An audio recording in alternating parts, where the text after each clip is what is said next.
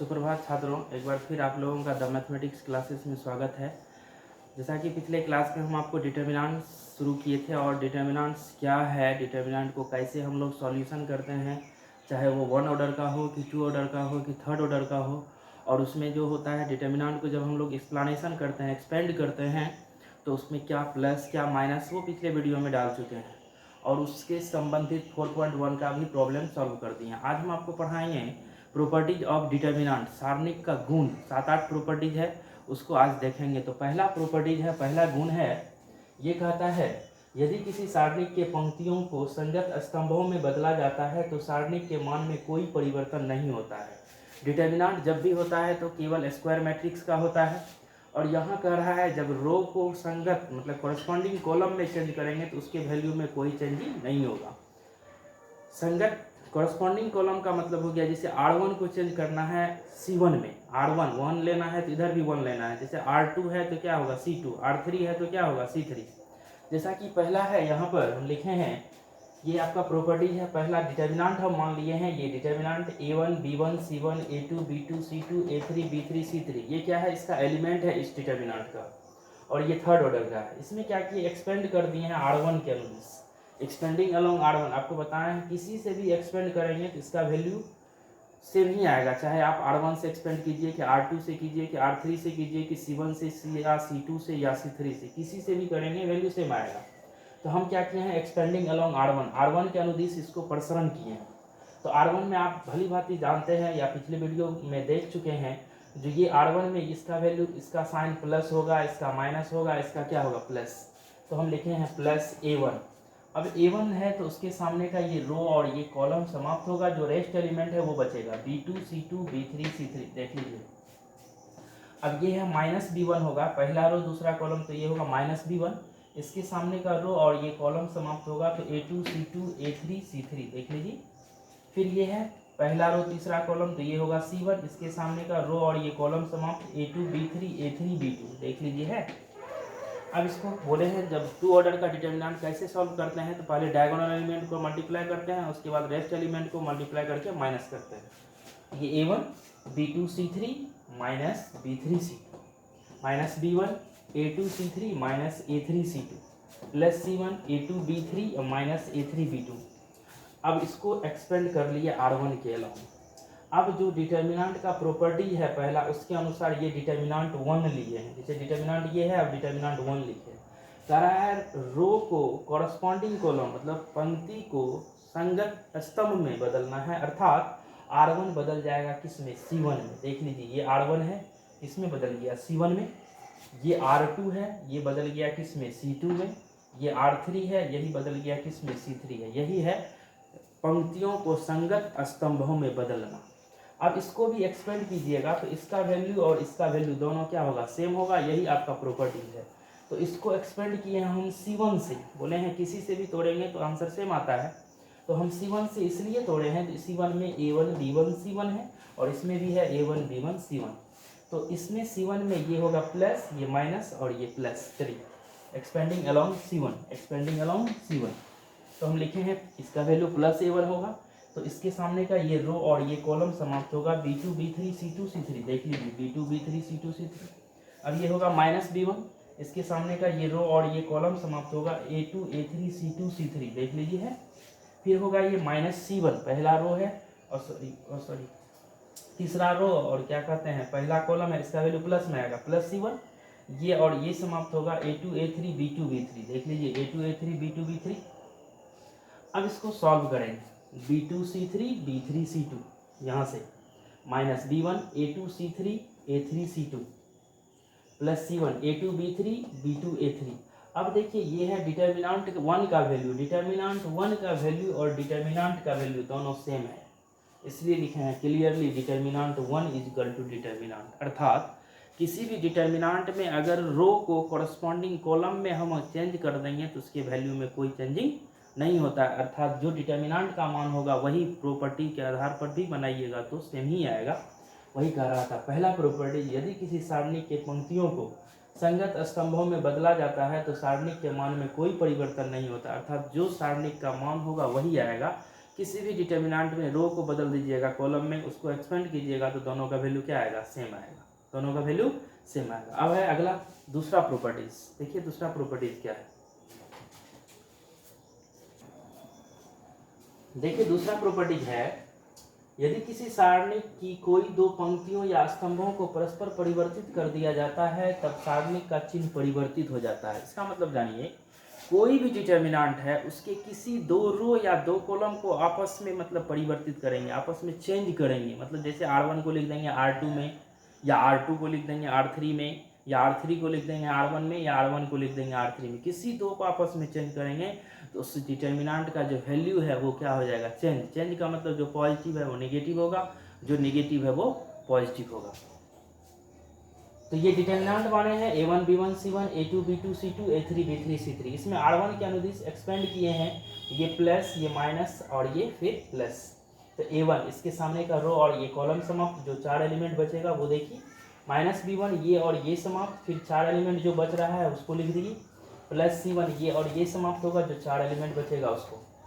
अब क्या किए इसको cross multiplication, B2 C3 B3 C2, फिर A2 C3 minus A3 C2 plus C1 A2 B3 minus A3 B2। अब जो प्रॉपर्टीज है उसके अनुसार से काम किए हैं। प्रॉपर्टीज कह रहा है जो किसी दो रो या कॉलम को आपस में चेंज कीजिए, तो हमने चेंज किया, R1 को बदला R2 में और R2 को बदला R1 में। इसका मतलब R1 के स्थान पर R2 को लिखे हैं और R2 के स्थान पर R1 को, किसी दो को चेंज करना है, मान नेगेटिव या पॉजिटिव हो जाएगा। तो ये देखिए R1 है और ये R2 है, तो R2 को लिख दिए हैं R1 के स्थान पर, और R1 का जो वैल्यू है वो लिखे हैं R2 के स्थान पर, और R3 का वैल्यू क्या है, सेम है। अब इसमें है A1 B1 C1, तो A1 B1 C1 इसमें किस में है, R2 में है, इसलिए लिखे हैं एक्सपेंडिंग अलोंग R2। तो R2 में आप जानते हैं इसका मान माइनस होगा, क्योंकि दूसरा रो है, पहला कॉलम है तो माइनस होगा। इसके सामने का रो और ये कॉलम समाप्त, B2 C2 B3 C3 देखिए है। फिर ये होगा प्लस में, क्योंकि दूसरा रो दूसरा कॉलम है तो प्लस B1, इसके सामने का रो और ये कॉलम खत्म, A2 C3 A3 C2 देख लीजिए है। फिर ये होगा दूसरा रो तीसरा कॉलम तो माइनस C1, इसके सामने का रो और ये कॉलम समाप्त, A2 B2 A3 B3 यहाँ देखिए। अब इसको जब क्रॉस मल्टी सॉल्यूशन कीजिएगा तो B2 C3 B3 C2 minus होगा, plus B1 A2 C3 A3 C2 minus होगा, A2 हाँ यहाँ A3 C2, अब minus C1 A2 B3 minus A3 B2। अब देखिए सब कुछ सेम है, यहाँ तक में सब कुछ सेम है, लेकिन यहाँ जो पॉजिटिव है तो वो यहाँ क्या है, नेगेटिव है, जो यहाँ नेगेटिव है वो क्या है, पॉजिटिव है, जो यहाँ पॉजिटिव है यहाँ क्या है, नेगेटिव। इसमें क्या किए, माइनस कॉमन ले लिए, माइनस कॉमन लेने के बाद ये negative positive positive negative negative positive, तो माइनस कॉमन लेने के बाद इस टोटल का वैल्यू हो गया है डिटर्मिनेंट के इक्वल। देख लीजिए टोटल का वैल्यू किसके इक्वल है, डिटर्मिनेंट के इक्वल है, इसलिए लिखे हैं determinant 1 equal to minus determinant. तो ये दूसरा प्रॉपर्टी है, काफ़ी इंपॉर्टेंट प्रॉपर्टी है, जो किसी डिटर्मिनेंट के दो रो या दो कॉलम को आपस में जब चेंज करते हैं तो उसका साइन बदल जाता है। बदलने का मतलब पॉजिटिव जो रहेगा वो नेगेटिव हो जाएगा, जो नेगेटिव है वो पॉजिटिव। किसी दो रो या दो कॉलम, कॉलम में भी कर सकते हैं किसी दो कॉलम को, या किसी दो रो को भी कर सकते हैं।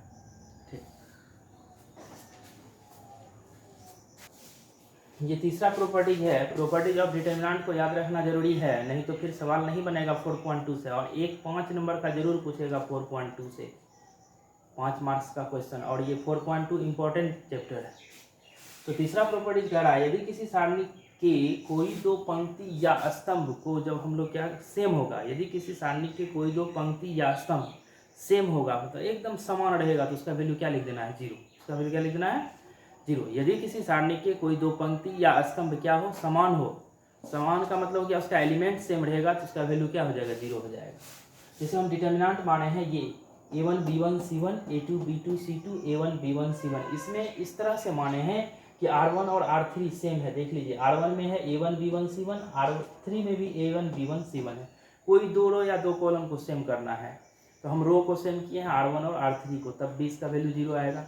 अगर हम कॉलम में भी चेंज करेंगे, किसी दो को सेम लाना है, लाएंगे, तो उसका भी वैल्यू क्या आएगा, 0 आएगा।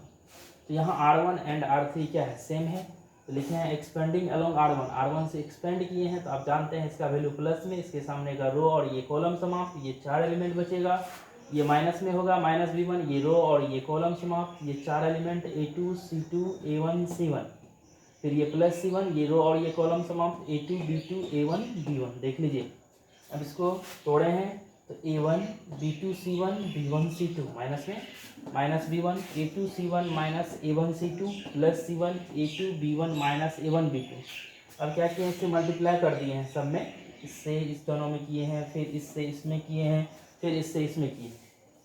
देखिए पॉजिटिव सब कट गया है एकदम। ये पॉजिटिव है A1 B2 C1, तो यहाँ नेगेटिव है A1 B2 C1। ये है A1 B1 C2, तो यहाँ भी है A1 B1 C2, ये नेगेटिव ये positive cancel. A2 B1 C1 negative, A2 B1 C1 positive. तो ये इस तरह से टोटल कट गया, कैंसिल हो गया, तो इसका वैल्यू क्या हो गया, 0। तो याद रखिएगा, यदि किसी डिटर्मिनेंट के कोई दो रो या कॉलम का सेम होगा, यदि किसी डिटर्मिनेंट का कोई दो रो या कॉलम सेम होगा तो उसका वैल्यू क्या लिख देना है, 0 लिख देना है। उसका वैल्यू क्या लिख देना है, 0।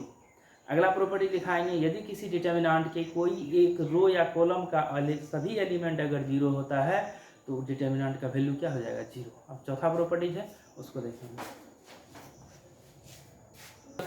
ये चौथा प्रॉपर्टी है, यदि किसी सारणी का कोई एक पंक्ति या स्तंभ, पंक्ति रो होता है स्तंभ कॉलम होता है, का सभी अवयव शून्य होगा तो उस डिटर्मिनेंट का मान क्या हो जाएगा, शून्य। यदि किसी सारणी का कोई एक पंक्ति या स्तंभ का टोटल एलिमेंट 0 होता है तो उस डिटर्मिनेंट का भी वैल्यू क्या होता है, 0 होता है। जैसे देखिए ये डिटर्मिनेंट लिए हैं A1 B1 C1 A2 B2 C2 0 0 0।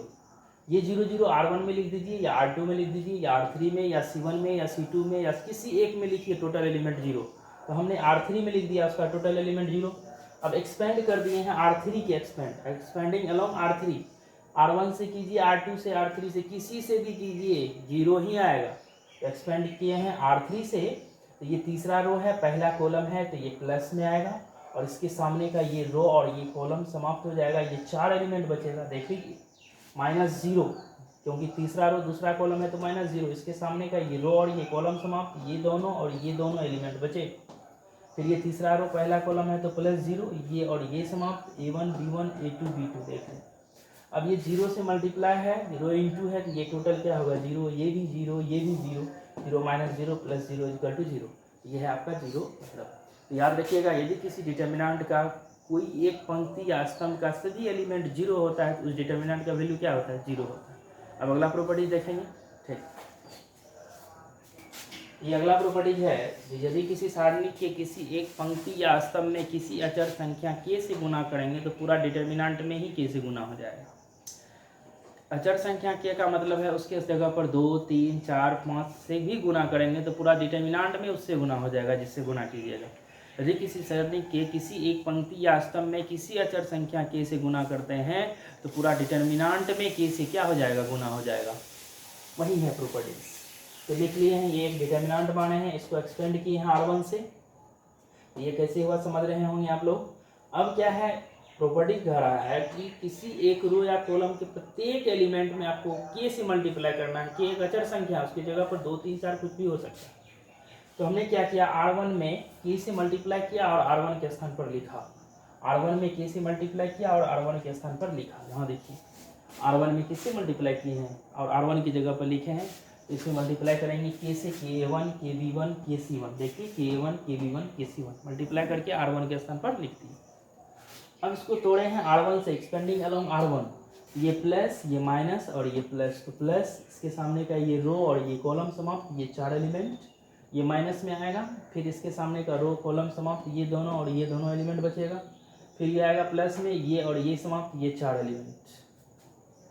के देखिए सब में है तो के को हमने क्या किया, बाहर, तो यहाँ बचेगा A1 ये 4 एलिमेंट, फिर B1 ये 4 एलिमेंट, फिर C1 ये 4 एलिमेंट। ऐसा करने से ये टोटल जो मान हो रहा है वो देखिए किसके इक्वल हो रहा है, डिटर्मिनेंट के इक्वल हो रहा है। ये किसका वैल्यू है, डिटर्मिनेंट का वैल्यू। तो यहाँ के तो निकल गया बाहर, कॉमन हो गया, तो ये हो गया डिटर्मिनेंट 1 = k, टोटल का वैल्यू डिटर्मिनेंट k × डिटर्मिनेंट। तो याद रखिएगा, जो डिटर्मिनेंट के किसी एक रो या कॉलम के प्रत्येक एलिमेंट में किसी अचर संख्या से गुना करते हैं, किसी एक में, तो पूरा डिटर्मिनेंट में ही उससे गुना हो जाता है। ये अच्छा प्रॉपर्टी था, ये पांचवा। और छठा प्रॉपर्टी है उसको देखेंगे। ये छठा प्रॉपर्टी है, जो यदि किसी सारणी के कोई एक पंक्ति या स्तंभ की संगत अवयव समानुपाती हो तो उस सारणी का मान शून्य होता है। यदि किसी सारणी के कोई एक पंक्ति या स्तंभ के संगत अवयव समानुपाती हो, समानुपाती का मतलब समान अनुपात में, इस उसको डिवाइड करेंगे तो अनुपात क्या होना चाहिए, सेम होना चाहिए। तो इस तरह का अगर कहीं भी डिटर्मिनेंट में लिखा हुआ तो उसका वैल्यू क्या होगा, 0। जैसे ये डिटर्मिनेंट लिए हैं तो यहाँ R1 और R3 क्या है, समानुपाती है। कैसे समानुपाती है, तो इसमें इससे डिवाइड कीजिए तो A1 बाय के A1, A1 कैंसिल 1 बाय के, B1 बटे के B1, B1 कैंसिल 1 बाय के, C1 बटे के C1 कैंसिल 1 बाय के, अर्थात 1 बाय के तीनों इक्वल है। इसका वैल्यू क्या होगा, 0। कैसे देखिए, अब ये के अभी पढ़े हैं प्रॉपर्टी, पिछला प्रॉपर्टी, जो किसी रो या किसी कॉलम के टोटल एलिमेंट में किसी स्केलर्स या किसी अचर संख्या से गुना होता है, पूरा डिटर्मिनेंट में हो जाता है। तो इस के को हमने बाहर कर लिया, कॉमन ले लिया, क्योंकि R3 के टोटल एलिमेंट में है, टोटल एलिमेंट में के है, इसलिए R3 को क्या किया, बाहर। वही लिखे हैं टेकिंग आउट के फ्रॉम R3, इसका मतलब हुआ R3 से के को बाहर करने पर या कॉमन लेने पर तो के बाहर हो जाएगा, बचेगा A1 B1 C1 A2 B2 C2 A1 B1 C1, देख लीजिए बचा।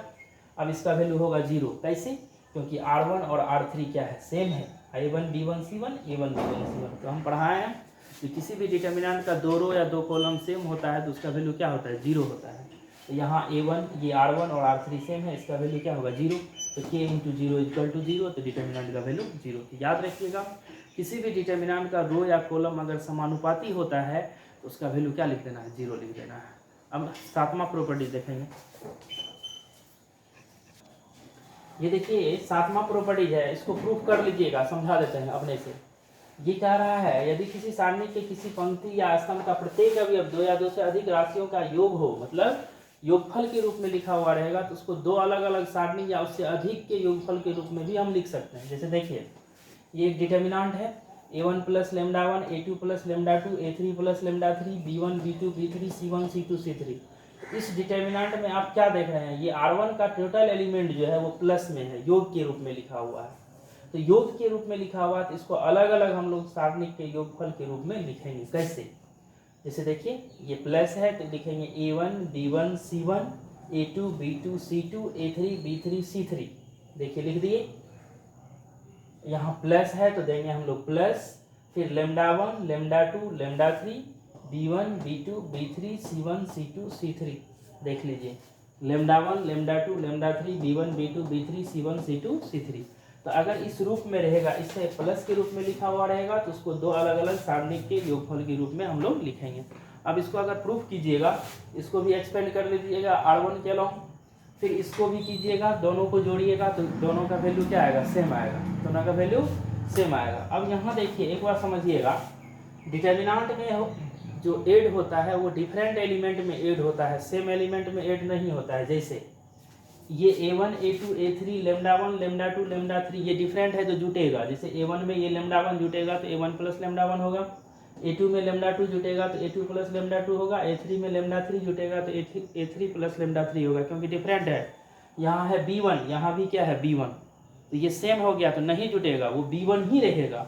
तो याद रखिएगा डिटर्मिनेंट का ऐड जो होता है वो डिफरेंट एलिमेंट में होता है, सेम एलिमेंट में एडिशन नहीं होता है। तो इसको भी प्रूफ कर लीजिएगा, वो हो जाएगा। अब देखिए आठवां प्रॉपर्टीज है और लास्ट प्रॉपर्टीज है, उसको देख लीजिए। ये आठवां और लास्ट प्रॉपर्टीज है आपका, कह रहा है यदि किसी सारणी के किसी एक पंक्ति या स्तंभ के प्रत्येक अवयव में किसी दूसरी पंक्ति या स्तंभ की संगत अवयवों की समान गुणजों को जोड़ दिया जाता है तो उस सारणी का मान पूर्ववत का मतलब नहीं बदलेगा, जो पहले रहेगा वही होगा। जैसे ये डिटर्मिनेंट है, अब प्रॉपर्टीज के अनुसार हम काम किए हैं, किसी दूसरी, ये R1 R2 R3 है तो R1 को छोड़ के जैसे R2 R3 में काम करना है, कोई एक लेना है तो दूसरे में। तो जैसे हम क्या किए हैं, R2 में k से गुना करके R1 में जोड़ दिए हैं और R1 के स्थान पर लिखे हैं। देख लीजिए R2 में k से गुना किए, R1 में ऐड किए और R1 के स्थान पर लिखे। यही आपका प्रॉपर्टीज कह रहा है, जो किसी एक पंक्ति या स्तंभ के प्रत्येक अवयव में किसी दूसरी पंक्ति या स्तंभ के अवयव की समान गुणजों को जोड़ दिया जाता है तो उस सारणी के मान में कोई बदलाव नहीं होता है, अर्थात पूर्ववत ही रहता है। तो इसमें आप गुना कर दीजिए k से और इसमें लिखिए और उसके जगह पर लिख दीजिए। तो k से गुना करेंगे k A2 होगा, इसमें जोड़ेंगे तो A1 प्लस KA2 और यहाँ लिखेंगे, देख लीजिए KB2 plus B1 KC2 plus C1 और इस दोनों को ज्यों का त्यों लिख दीजिए।